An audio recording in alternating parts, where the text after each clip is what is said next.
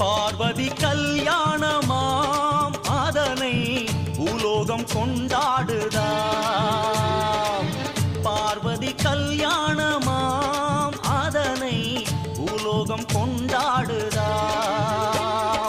தாயாரின் ரூபத்தில் வேப்ப மரமாம், சிவனாரின் ரூபத்தில் அரச மரமாம்.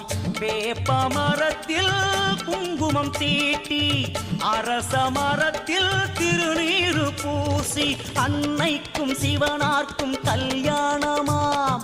மங்கையரின் புலவையிலே மரம் சிலிர்க்குதாம். பார்வதி கல்யாணமாம் அதனை